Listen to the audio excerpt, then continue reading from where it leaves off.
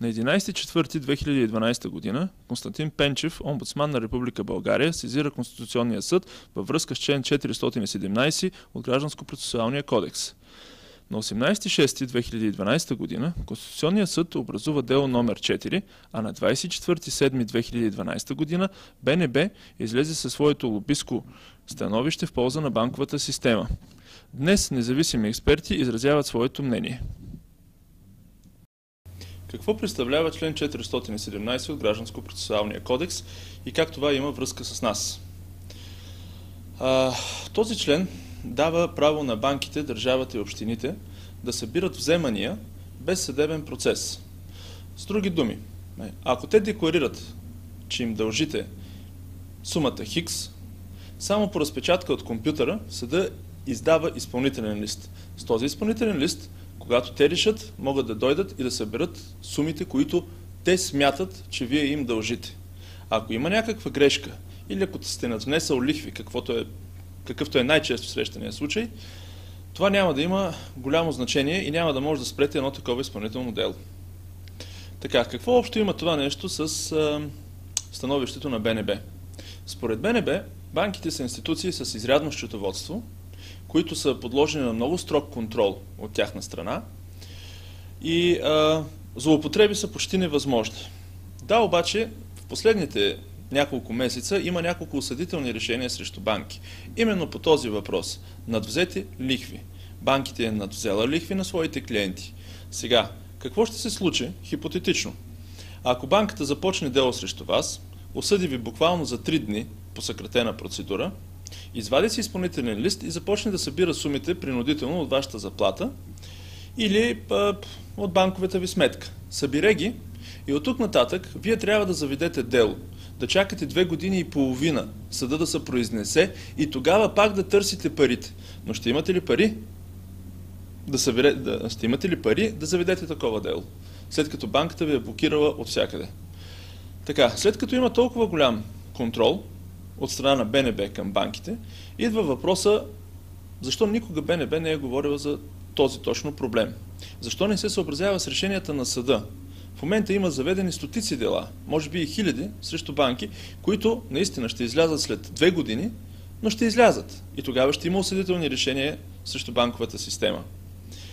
Друг един феномен, който също избягва БНБ да коментира, това е практиката от преди няколко години да се отпускат кредити без обследване на дохода.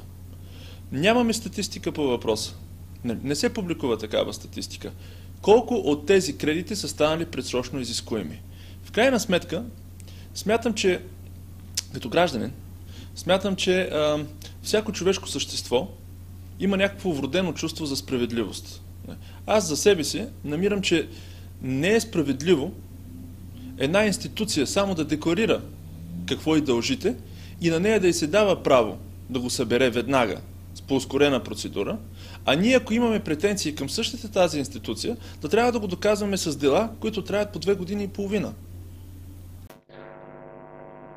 Българска народна банка изпраща становище по делото, заведено от Конституционен съд срещу член 417.2, която дава право на банките по ускорена процедура, без справедлив процес, да събират свои вземания.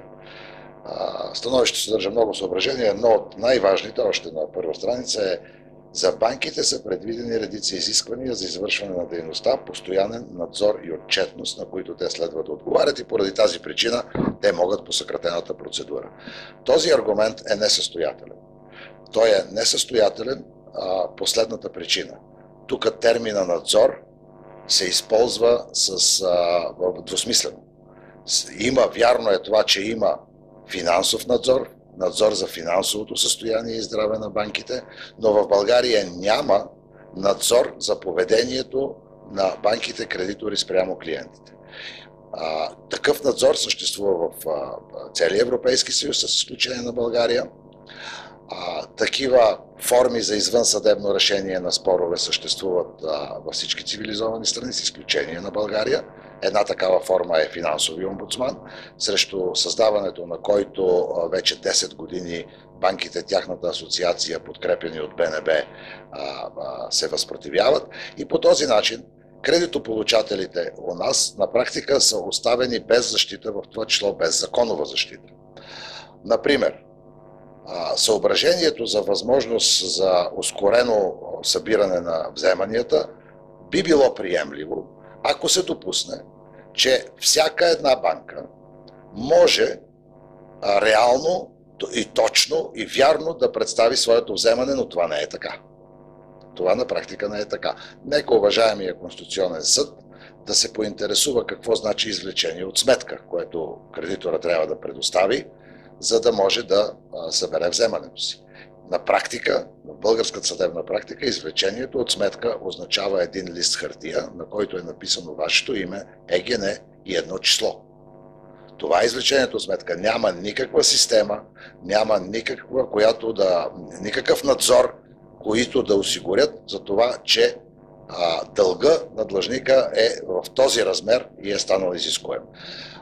Така че, по мое мнение, член 417.2 от ГПК, която лишава гражданите от възможност за справедлив процес и позволява на банките да не доказват своите вземания в съда, е противоконституционна и трябва да отпадне. В писмото, което БНБ изпраща, подписано от господин Иван Искров, в подкрепа на тяхното становище за изключителното положение на банките в цялата икономическа среда, дебело се подчертава, че банките са обект на особен надзор, много детайлен надзор, много сериозен надзор върху тяхната дейност, като той обхваща не само тяхното лицензиране, за да започнат дейност, но и всичко останало, тяхното раздаване на кредити и така нататък. Това до голяма степен не е вярно.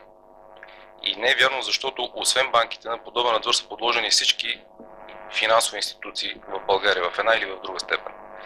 Като започнем за застрахователите, които да не кажа, че са много сходни като обем на контрол и надзор от страна на държавата с банките. Минем през инвестиционните посредници, минем през пенсионните фондове и може да спрем на здравноосигурителните дружества, макар че наскоро те ще получат статут сходен с този на застрахователи. Така че тази констатация в писмото на БНБ със сигурност не е вярна и трудно може да бъде подкрепена и трудно може да се приеме за логичен довод. Първо, застрахователите подлежат на почти ежемесечен надзор. На 3 месече се налага да дават едни доста сложни отчети в Комисията за финансов надзор. Същото важи и за инвестиционните посредници и за пенсионните дружества. И не случайно за тях е създаден и специалния надзорен орган, Комисия за финансов надзор. Ако те не подлежаха на такъв сериозен надзор, държавата нямаше да има никаква сметка да създава отделен надзорен орган.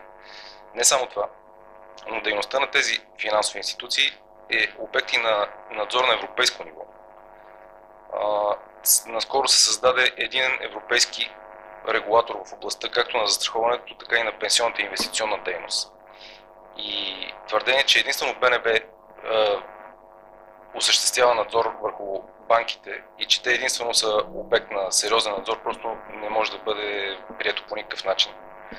БНБ би трябвало да се замисли върху много по-сериозни проблеми от това да се опитва да обясни колко важни са банките и колко са сериозни. Ние това не го спорваме, че те са сериозни и важни. БНБ би трябвало да се замисли върху въпрос, например да се замисли върху това как влияе сегашния институт на несъстоятелността върху обема на нередовните кредити в България. Защото не знам дали много хора са запознати с един малък детайл. И това е, че несъстоятелността в България, началната дата на несъстоятелността се определя от съдиите. Наблюдават се все повече и повече случаи, в които една фирма, изтеглила кредит, използва една или друга вратичка, за да обяви своята несъстоятелност преди датата на изтегляне на този кредит. Тази, наобщо казано, схема прави така, че съответната банка кредитор да не може да си събере парите от нередовния кредитополучател фирма. И претърпените по този начин загуби, банката се опитва да прехвърли на редовните кредитополучатели или на физическите лица, които просто нямат как да участват в подобна схема, няма как да конструират подобна сложна юридическа конструкция, наобщо казано. В становището на БНБ към Конституционния съд е записано следното. Другите стопански субекти и гражданите не извършват и нямат право да извършват по занятие влогово-кредитни сделки. Те не работят с публично влогонабирани средства, нито са обект на специални банкови регулации. Така, искам да обърна внимание в тази връзка на един термин. Нарича се Shadow Banking. Той навлезе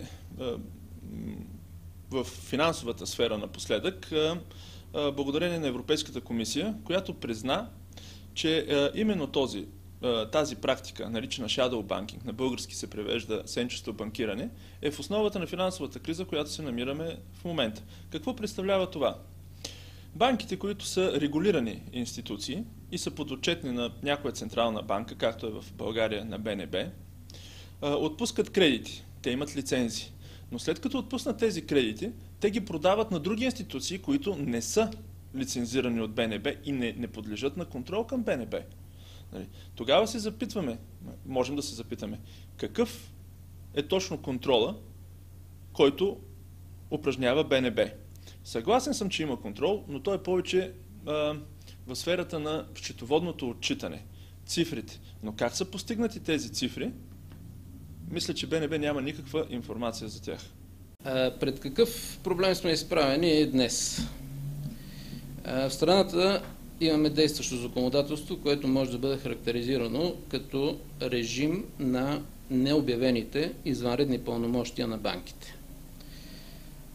Елементи, които гарантират този режим, са член 417 от ГПК, Закон за потребителския кредит, Закон за БНБ, липса на институцията финансов омбудсман.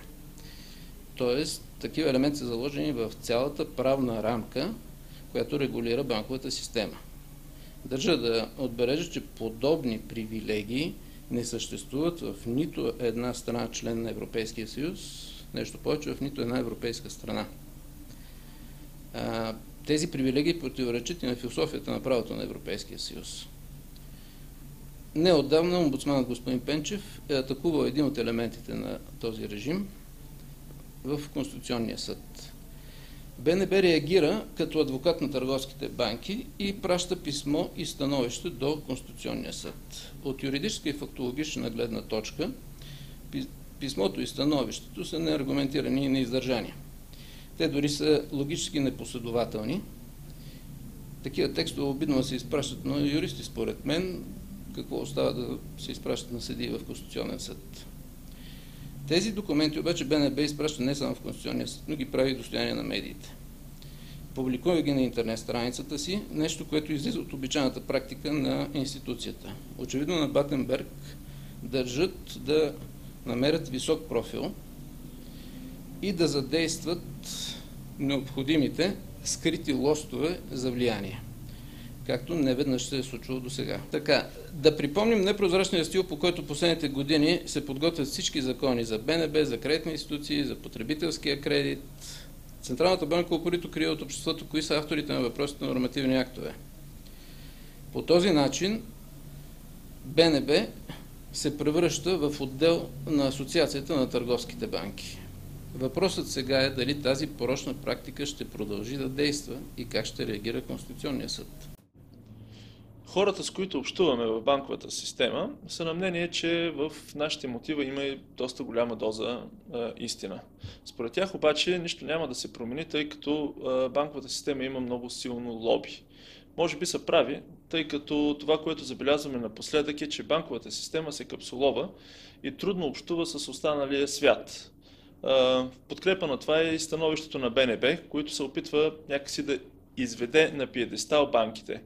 В България обаче има хора, които разбират какво се случва и не искаме да продължаваме да получаваме такива услуги, каквито се предоставят в момента. Искаме банковата система да се изчисти от всичките си дефекти и присъстващите на нашия пазар банки да започнат да работят по същия начин, по който работят в Западна Европа.